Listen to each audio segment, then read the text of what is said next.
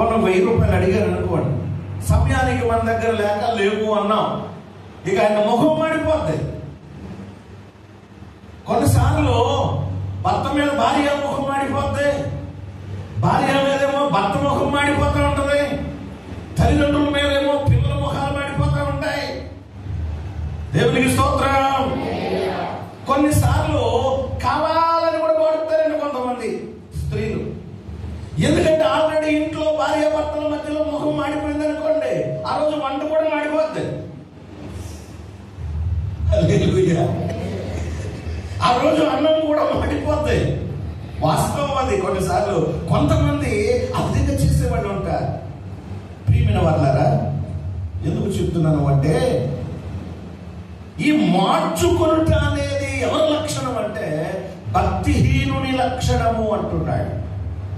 మార్చుకోవడం అనేది ఎవరి లక్షణం అంటే భక్తి లేనివాడు. భక్తిహీనుడు అంటే భక్తి లేనివాడు, దేవుని మీద భయం లేనివాడు, దేవుని మీద భక్తి లేనివాడు, ఒక క్రమము లేనివాడు, జీవితంలో ఒక క్రమం ఉండదు.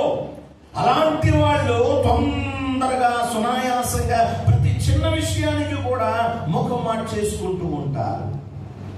మనమైతే అలా ఉండకూడదు. ఎలా ఉండాలంటే యథార్థవంతుల వలె ఉండాలి. హల్లెలూయా. యథార్థవంతుడు ఎలా ఉంటాడంటే తన ప్రవర్తనను చక్కపరచుకొనును. యథార్థవంతుడు తన ప్రవర్తనను ఏం చక్కపరుచుకుంటాడు? ప్రవర్తనను చక్కపరుచుకొనును. ఈ రోజున మనం ప్రవర్తనను చక్కపరుచుకోవాలి. ప్రవర్తన చక్కపరుచుకోవటం అనేది అత్యవసరమైన పరిస్థితి. ఎందుకు మనం చక్కపరుచుకోవాలంటే యేసు ప్రభు త్వరగా వస్తున్నాడు కనుక, ప్రభు రాకడ వస్తుంది. మనం చక్కపరుచుకోవాల్సినవన్నీ చక్కపరుచుకోవాలి. లేదు మన పోకడ ఎప్పుడో తెలియదు కాబట్టి మనం ఎప్పటికప్పుడే చక్కపరుచుకుంటా ఉండాలి హృదయంని.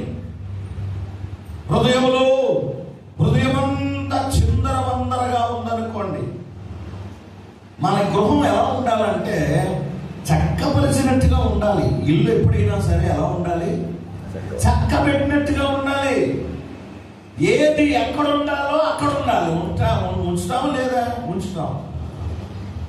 ఏ వస్తువు ఎక్కడ ఉండాలో దేని స్థానంలో దాన్ని మనం పెట్టాలి. ఎక్కడ పడితే అక్కడ అలా ఇలా చిందరవిందరగా బట్టలు ఎలా చిందరవిందరగా పడేసి మాసిపోయిన బట్టలు ఇప్పేసిన బట్టలు అలా పడేస్తారు.